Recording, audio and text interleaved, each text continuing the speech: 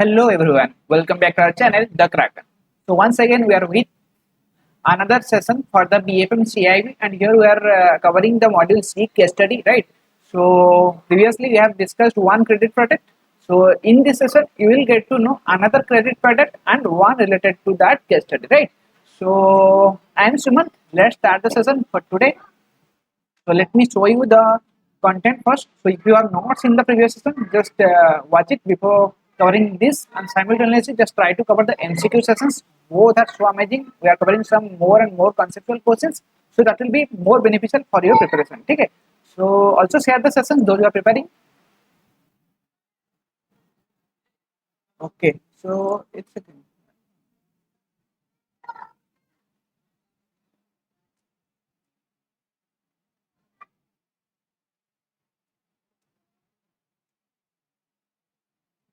So here you can see we are going to cover in this session particularly credit default swap. ठीक है. So आप लोग देख पा रहे होंगे हम अभी यहाँ पर क्या डिस्कस करने वाले हैं. Just 1 second and it will be done. ठीक है. Okay. So credit default swap we are going to discuss और इसका रिलेटेड ये है केस स्टडी. पहले केस स्टडी को पहले पढ़ लेते हैं और साइमल्टेनियसली उसके बाद हम आपको ये वाला डिस्क्राइब कर लेंगे. ठीक है. सो आपको यहाँ पर क्रेडिट डिफॉल्ट स्वैप के रिलेटेड जो भी कंसेप्ट है आपको थोड़ा आइडिया हो जाएगा. ठीक है. तो यहाँ पर देखिए जो ये वाला हमारा है क्रेडिट डिफॉल्ट स्वैप का case study can easily. Okay. So you can see a corporate needs a corporate loan of 1000 crore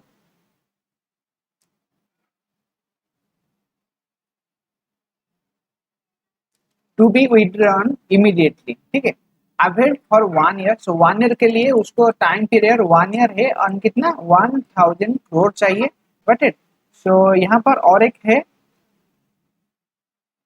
कि among other banks universal bank is also approached for this. The bank is ready to sanction a loan up to 250 crore.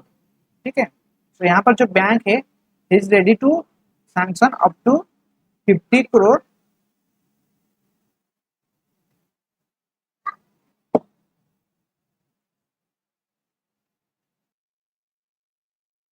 Okay. So here you can read the corporate need a corporate loan of 1000 crore उसको चाहिए. ठीक है. So to be withdrawn immediately and availed for 1 year.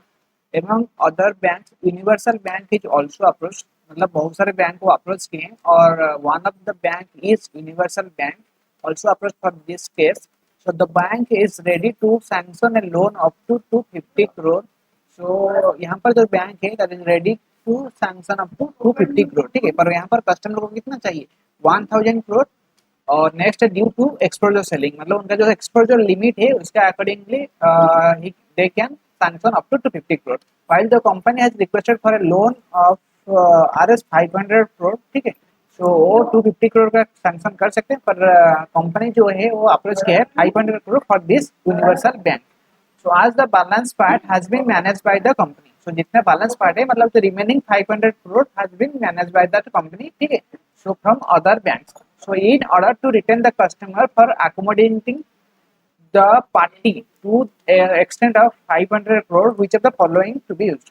That means देखिए कस्ट यहाँ पर main important है कि कस्टमर को चाहिए 1000 करोड़ और वहां से कस्टमर ने 500 करोड़ का रेडी कर लिया है और उसको यूनिवर्सल बैंक पकड़ लीजिए हमारा बैंक है यूनिवर्सल बैंक वहां से उसको 500 करोड़ चाहिए. ठीक है. पर we can as per the exposure limit हम कितना कर सकते हैं 250 करोड़. तो ये जो रिमेनिंग कितना बच गया दैट इज 250 करोड़ उसी को हमें क्या सिस्टम का अरेंजमेंट करना होगा जिसके अकॉर्डिंगली ये मैनेज हो जाए. और अगर देखिए अभी कस्टमर हमें अप्रोच किया हमारा कस्टमर है सो इसको रिटर्न करना है. ठीक है. मेन इंपॉर्टेंट है कि जो एग्जिस्टिंग कस्टमर है main important is to return that customer. Right. So इसको रिटर्न करने के लिए हमें कौन सा यूज करना चाहिए. So here we need to use credit default swap. अगर इसको हम क्या बोलते हैं CDS. तो अगर हम CDS एक है क्रेडिट डेरिवेटिव एक प्रोडक्ट है तो इसको अगर हम यूज करते हैं देन हम क्या होगा दोनों ही मैनेज हो जाएगा. कस्टमर हमारे साथ भी रहेगा दूसरे बैंक में नहीं जाएगा. अगर हम नहीं देंगे तो कस्टमर क्या करेगा दूसरे ब्रांच को अप्रोच करेगा एंड अगर कस्टमर अच्छा है देन दूसरा बैंक क्या करेगा इसको अपना कंट्रोल में ले लेगा. ठीक है. So hopefully as a banker हम क्या करते हैं to not to lose the business हम इसको मैनेजमेंट करना चाहिए. So this is the best option here credit default swap. तो इसमें क्या होता है, लेट मी शो यू। आपको बस मैं एक नॉर्मली बोल देता हूँ, ठीक है।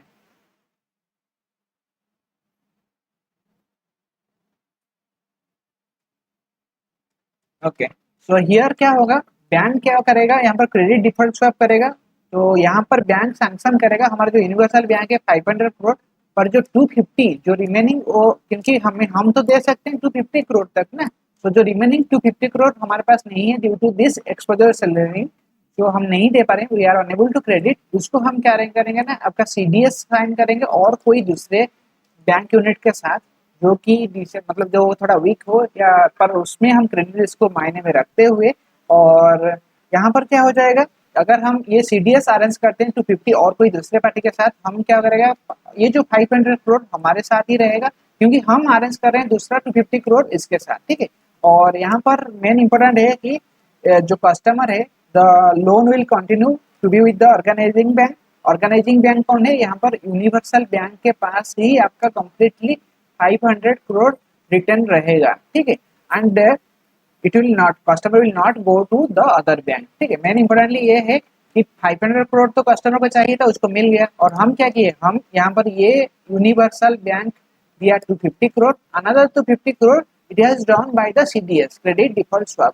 एंड ये क्रेडिट डिफॉल्ट स्वैप होता क्या है, let me show you this. तो यहाँ पर आप देख सकते हैं क्रेडिट डिफॉल्ट स्वैप का पूरी डेफिनेशन क्या है, इसके अंदर क्या होता है, will get to know here.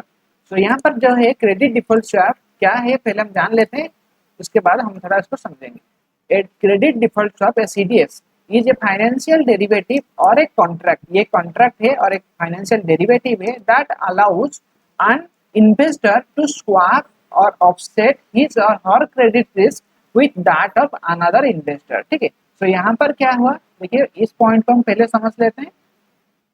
तो यहाँ पर क्रेडिट डिफॉल्ट स्वैप में ये है कि ये हुआ यूनिवर्सल बैंक, ठीक है, और ये हुआ हमारा कस्टमर, ठीक है।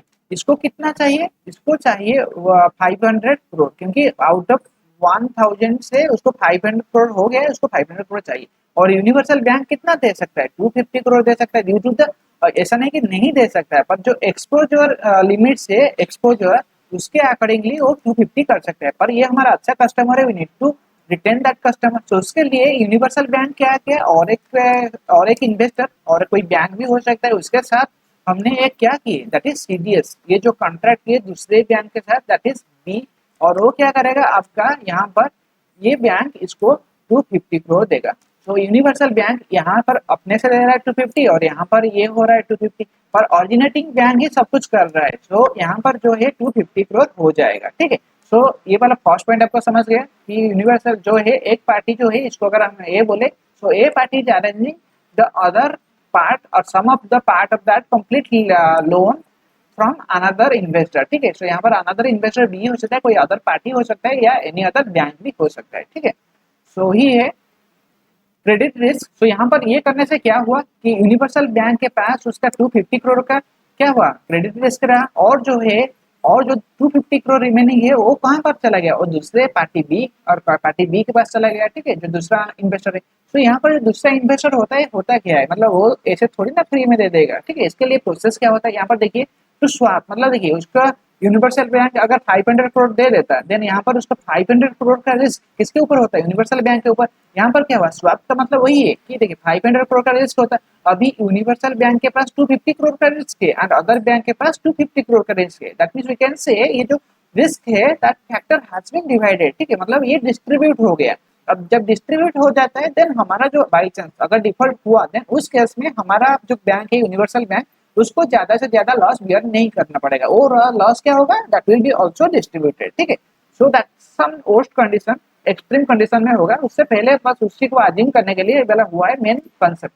तो इसका जो नेक्स्ट पॉइंट देखिए, to swap the risk of the default, अगर बाई चांस डिफॉल्ट होता है, देन उस केस में ये लॉस होगा। So to swap that particular risk of the default, the lender buys a CDS from another investor who agrees to reimburse the lender in case of borrowing default. That means यहाँ पर आप देख सकते हैं कि यहाँ पर जो बी पार्टी था, ये जो 250 करोड़ दिया, वो क्या करेगा, यहाँ पर तो दे दिया, पर यहाँ पर उस केस में हमने बाय किया एक सीडीएस, कितना उनका 250 करोड़ का, ठीक है। तो ये एक सीडीएस है, और उसके लिए एक हम जैसे क्या होता है ना, इंश्योरेंस ले लेते हैं कि गाड़ी अगर इंश्योरेंस खराब गाड़ी का कुछ खराब हो जाता है, then insurance party will pay the amount.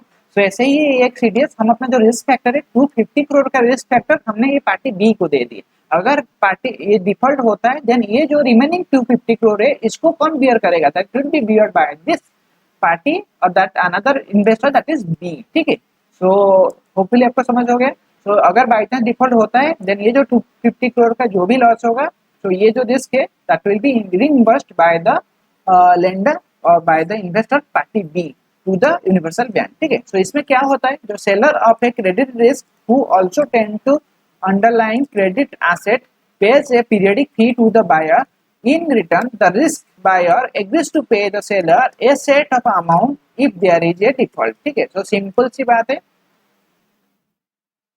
तो ये रहा हमारा party B that is universal bank यहाँ पर है। ठीक है, तो ये रहा हमारा पार्टी ए, एक इन्वेस्टर है, ये होगा इन्वेस्टर ए और ये है इन्वेस्टर बी। तो हमें कस्टमर को कितना देना है, आपका ये है हमारा कस्टमर, इसको हमें 500 करोड़ देना है।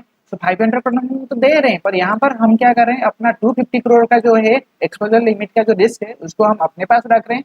हम 500 करोड़ हमारा बैंक के साथ ही लिंक रहेगा, ए के साथ लिंक रहेगा, और आना जो 250 करोड़ है ये जो रिस्क फैक्टर है हम इस बी के साथ लिंक कर रहे हैं। ठीक है, कैसे, वो होगा आपका क्रेडिट डिफॉल्ट स्वैप। ये जो है एक कॉन्ट्रैक्ट है, डेरिवेटिव है, तो इसके साथ हम बाय कर लिए बी से। तो अगर ये कंप्लीटली लोन लॉस होता है, डिफॉल्ट होता है, देन 250 करोड़ का लॉस ये बियर करेगा ए, और जो रिमेनिंग 250 करोड़ का जो लॉस है वो कौन बियर करेगा, that will be bear by the investor other party B.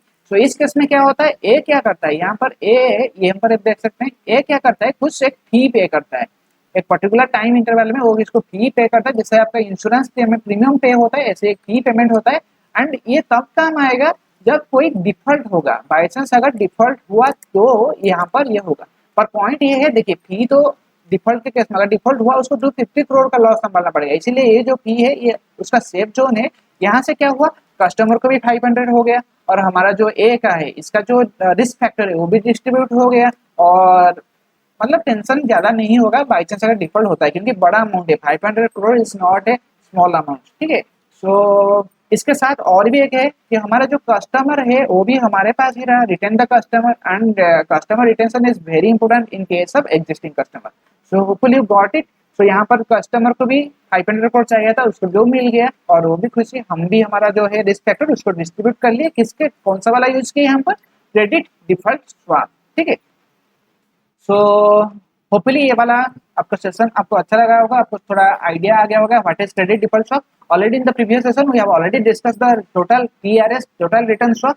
सो फिर मिलते हैं न्यू अपकमिंग सेशन में और कुछ इंपॉर्टेंट क्वेश्चन एंड क्वेश्चन के साथ आपको फिर से मिलेंगे। तब तक के लिए आप अपना ख्याल रखिए एंड just keep learning. ठीक है, and if you have not joined to our telegram link then you will get that link in the about section, so just follow that and join that telegram group so that you will can also able to attend the quiz discussion in that particular group. So see you guys soon.